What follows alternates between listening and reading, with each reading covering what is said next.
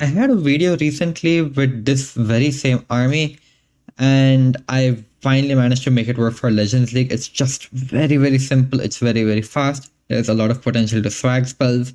You guys probably see it from the thumbnail already.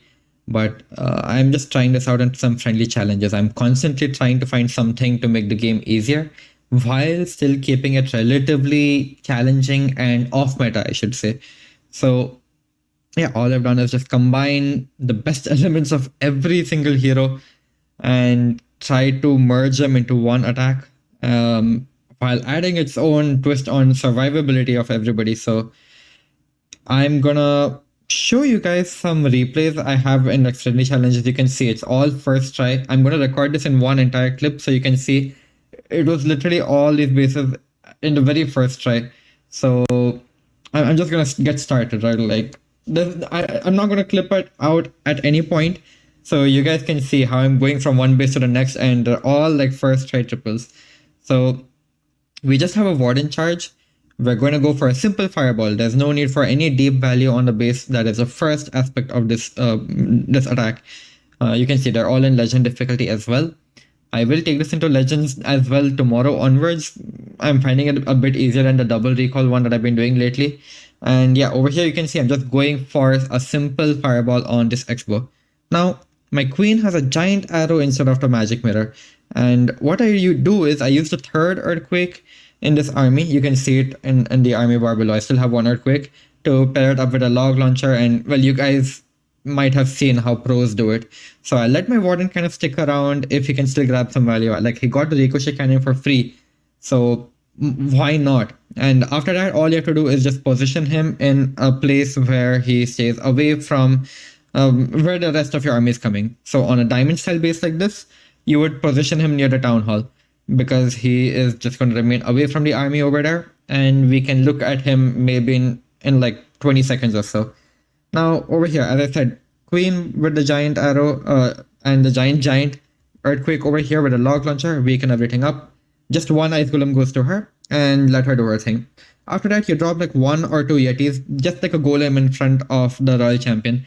If you've been following my double recall series, then you know I like to do this with giants. But again, for the sake of easiness of the army, just drop one yeti in front of her and just pop your royal champion's ability. That's it.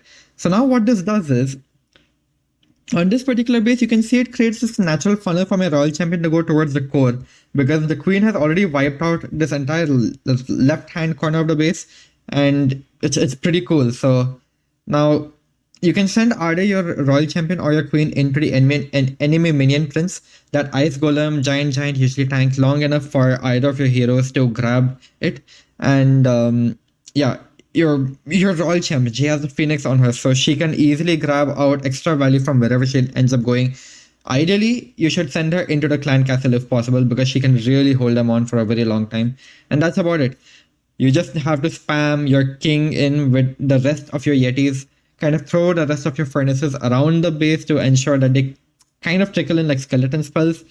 And that's about it. Your clan castle has a super Valkyrie with a super yeti in it, and that would be capable of getting just even more value than what your royal champion and queen already would have gotten. So you can see over here, we still have 4 invis spells, we still have the revive spell. That revive spell is actually for the royal champion at around this point in the attack. Sometimes things don't go very well, and that's where you have like a post RC charge. I don't know what to call it, but basically kind of clean up, you could say, where the royal champion can just jump over walls, clean things up for you, and get you that triple. But there you go. This one was 8 spells swagged. It's pretty consistent in terms of being able to swag at least a few spells. But 10 spells that is just absurd. Yeah, let's just keep going. I'm not going to cut the clip. I have to show you guys that these are all friendly challenges one after another. Okay, so we just covered this one. Alright, here's the next one. Cool. So relatively spread out base, double poison. People might say like, yeah, this is fireball friendly. Yeah. I can use an ice block, do something, get insane fireball value on this left-hand corner. But no, I'm not going to do that. This is an easy army. You have to go for minimal value. Rather than saying minimal value, I should say easily approachable value. So on this base, for example, this air defense, it's just perfect. Like you can grab literally all of this out. I don't think I spanned my earthquakes correctly while doing this attack, but it is what it is, right? Like that's it. Like that's all we want. So great, we get the ricochet cannon out. Again, let your warden kind of go on a little bit more if he's able to grab the value. If not, it's totally whatever.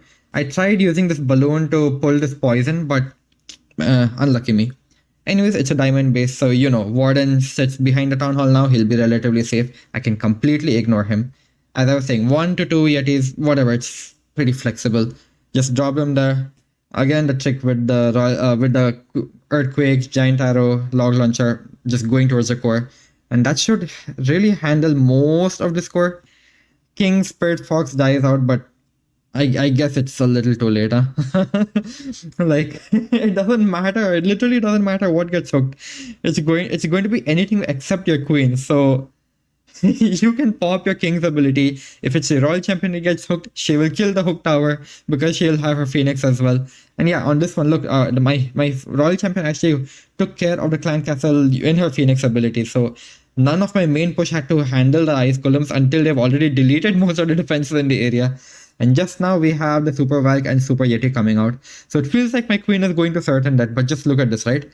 I have one near that Yeti. That's it. It's just gone. And even these fire spitters, they're gonna go too. So I don't know what else to really say. Like you can get even more value.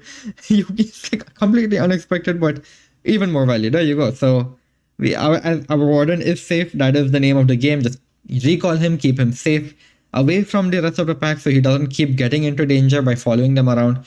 And this is an example of one of those bases where things are a little dicey on the back end. So we're going to use a few spells to pick up our royal champion and push this back end. So that's about it. Nothing else to really explain over here. It's very self-explanatory. And that's about it. So that's another 3-star for us. Still get away with like one spell. And I don't know if you guys have noticed, but my favorite part about this over any of the attacks I've shown for Legends recently is time is not a problem at all. I have literally finished attacks with like 30 seconds to 1 minute left, and it's absurd. I guess it's because I get to literally drop everything in my army simultaneously, more or less, after the fireball is placed, and it's not something I have to like worry about phase by phase. Like log launcher can get much more value for me from quite far away. It's even safer than a flame flinger now that I think about it. So that's pretty cool. Okay. Next one. Right, the series of 3. Cool. So we have another double rage. Not another. This is our first double rage, and we've got a hook beside the town hall. And this is also one of those more toxic setups where they try to limit your RC charge value near the town hall, just because you'll have to double cycle the invis as well if you're near the town hall. Otherwise, you're going to end up losing a Spirit Fox very, very easily. Either way, simple fireball setup. Look, I'm not even targeting the Rage Tower, just something in the Rage Tower area. That is the name of the game for me. I don't want to try hard and spend like 5 invis, 1 ice block to just target exactly the Rage Tower. Looks like there was a Warden charge bait for me, but I was targeting that little corner anyway. So yeah, on the opposite side, this is like literally perfect for the log launcher, monolith, and the fatter cannon. So yeah, royal champion on the flank of the queen, where I'm using the fireball itself as a natural funnel point. So you can see like my royal champion has a natural path to the core. She will also grab the CC for me. And there you go. We're already funneling our king with the help of some furnaces up here. Some Yetis down over here for some tanking to kind of push them into the core from the, I guess, top right side. And yeah, royal champion gets pulled into the core. It's whatever. Her phoenix ability does so much, right? Like that hook is going to be no more. And yeah, at this point, I don't even have to pay attention to my king and queen. I can honestly just going back to focusing on my warden. That was a slip of tongue. Anyways, it just moves by itself one way or the other, and I get to pop my king ability this late because there's no damage over here. So that's one more thing I'll talk about in some other double rage setups. You don't have to send your king right into the rage tower most of the time. And yeah, there we go. We didn't need the revive spell again on this one. It's just crazy. Okay, I've talked a lot. I'm not going to cut the clip, but I am going to drink water. Maybe I should just mute myself. Okay, never mind. I just cut that part out. Cool. So here we are. Next one. All right, another pretty decently spread out diamond poison. I guess Laser Shark likes these type of bases, so here we are. On this one, I remember going for the scatter shot for the fireball. It's pretty decent value and it's relatively early as well. Not like I can go for anything too crazy. I guess the best fireball would be this crusher mortar. Like all of this, I could be able to grab out, and it's such a natural funnel. But hey, we're not looking for that. Like we're looking to get rid of these places using the giant arrow and the log launcher. So notice over here, my warden has a pretty clean path on the flank. There's no reason to recall him out just yet. So I actually get started with my royal champion just as is. No need to do any recall business. Once again, the same principle. Royal champion between the queen and the fireball itself. And that kind of allows her to go much deeper into the core. Her phoenix mode gets so much of value for me so easily. So it's all good, you know, like it's cool. Yeah, now we have the king coming on the right flank over here. I'm trying to funnel the right side off using some furnaces. I believe I don't do the best job of it this time, but let's see. So yeah, Royal Champion with the Phoenix. Oh man, she also almost always pulls the Clan Castle or just straight up takes care of it. And you can see like the Clan Castle is coming at a point where it literally doesn't even matter. So it's way too late for the Clan Castle to do any real damage to us. Which is also something I really like about this compared to most attacks that we do. Yeah, pretty straightforward. Like King ability super late because of the amount of protection he has. Like he's covered with Yetis, he has the Spirit Fox. So you can literally pop his ability to kind of take care of whatever is even left on the base, even on such spread out ones. Like your Royal Champion, your Log Launcher, Queen ability, everything already takes care of so much for you. It's crazy. So I can revive the Royal Champion on this one. And I guess I was just waiting for the furnaces to do whatever they possibly could. And there we go, guys. Like just one defense left on the board. And we still have like 4 spells in the bag. So like 2 invis and 1 rage, yeah. Like this is just crazy. I should not be able to do this well, but to be honest, I am kind of calculating the hero's values a little bit more precisely, but it is infinitely easier than the double recall army, I swear to God, both on time and in terms of planning. So let's just keep going. I'm literally showing you guys it's a proper simulated Legend League day. Nobody can tell me, hey, you're doing this in friendly challenges, this is not valid. I'm literally doing these bases one at a time, first shot. So anyways, yeah, this base style where you have a rage and invis, even in the previous army with the Yetis that I covered in normal mode, I have to admit that it's the same principle. You don't need a fireball in the core. You can just see I'm going for a very simple fireball over here. Super risky, but we're going for it. And I'm only doing this just because it works. Now, the best part about this army is if you're going to run into an enemy hero or a multi-archer tower, just drop 2 furnaces behind your warden. That's usually more than enough with the help of the Sneezy to kind of distract the hero to stay in this area, such that your warden can safely pick them off. It's not 100% safe, but it's like 90% chance that your warden never gets targeted. At least, usually that's what I've noticed. So once again, I'm just kind of like letting him stick around because he's not really taking too much of damage. I can see that he's going to be capable of clearing this entire compartment. Why not? And now I'm like, okay, this region is going to be where I'm going to have to send my Royal Champion Queen, etc., etc. And you'll also notice I try to do things a little differently over here. I use my Queen towards the core instead of sending my Royal Champion over here.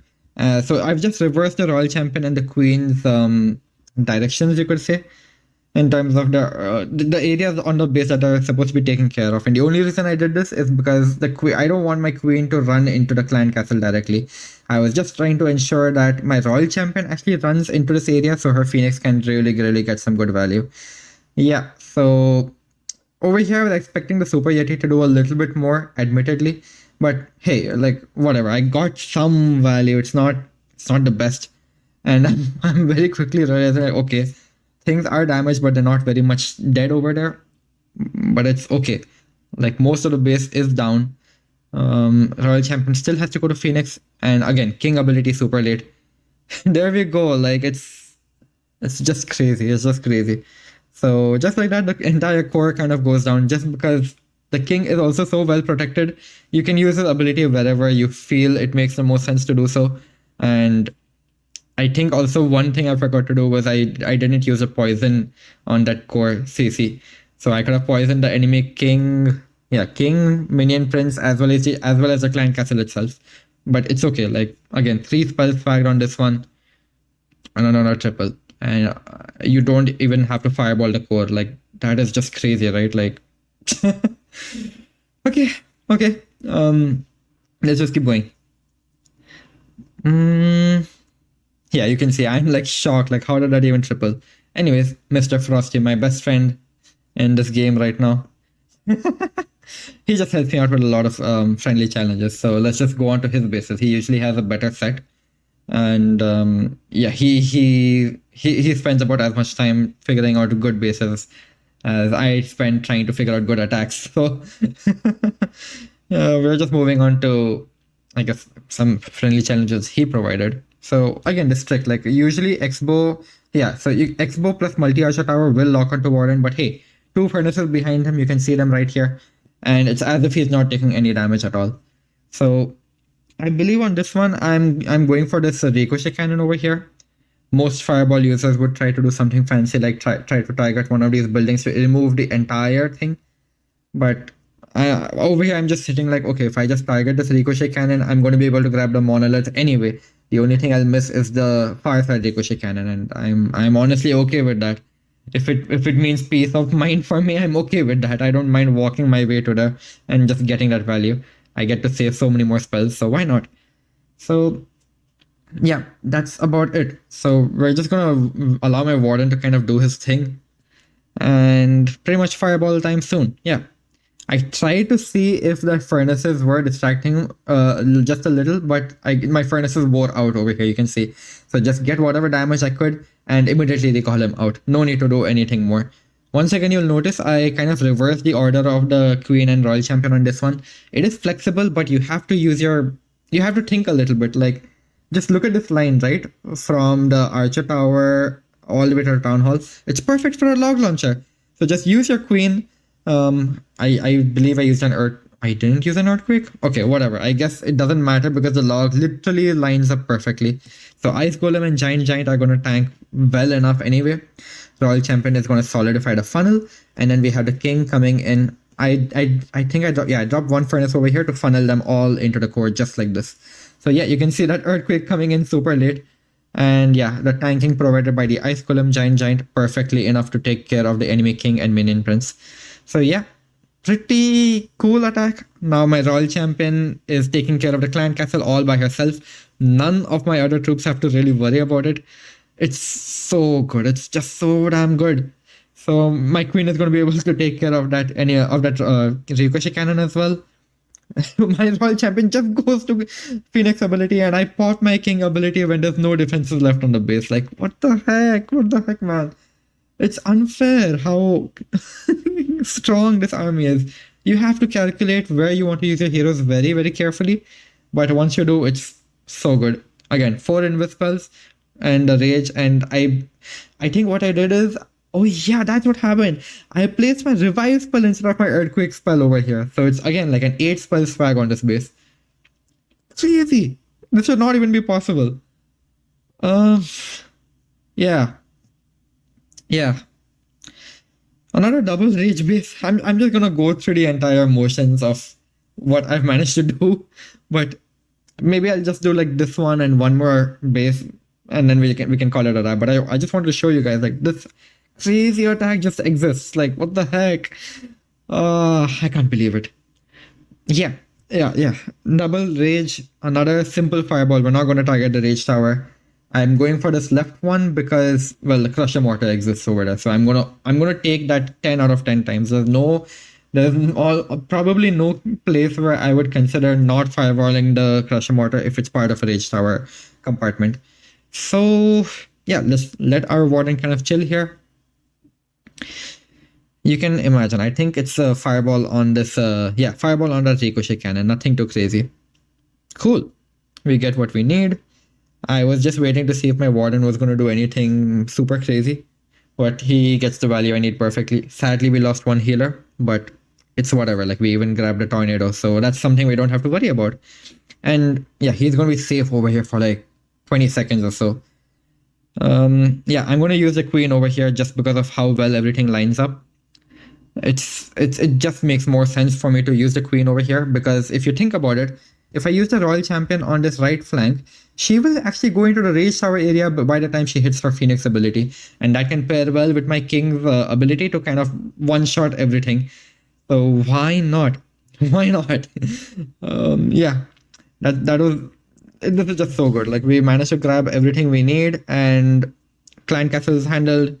And now our Super Yeti and Super Valk come out. So yeah, a few Yetis just dumped out with a one Ice Golem, and then our King is just gonna use his ability and make everything super duper weak there. And yeah, as I was saying, my Royal Champion with her Phoenix ability kind of helps in that weakened area as well.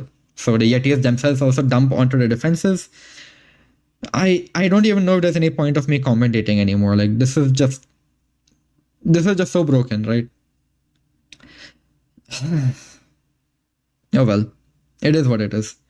So you can once again see, like, the minion prince is distracted on the fire mites. He is not targeting my Warden at all, but I just raised up my Warden because why not? Well, that's another triple. And just to show you guys, like, it was all triples. So one more triple here, one more triple there. And then I guess I was just talking to these guys about it a little bit. Yeah, okay, I guess they've moved on to their own conversation. But just wanted to show you guys, like, this attack does exist. I've shown you guys how to use it, how it is a little flexible as well. But one way or the other, just use the fireball as the funnel point for either your Queen or Royal Champion. Just take a quick judgment call. Like, if the enemy King is there, don't send your Royal Champion. Maybe consider sending your Queen instead. Just small things like that. That's about it. So I just wanted to show you guys this. And I feel like this might be easier because, rather, I can be more consistent with this just because it's so much easier. So yeah, the army link will be in the description. Here is everything you need to know about the army. I've talked a lot. Yeah, that's about it for me. Take care, you guys. I'll see you guys in the next one. Peace.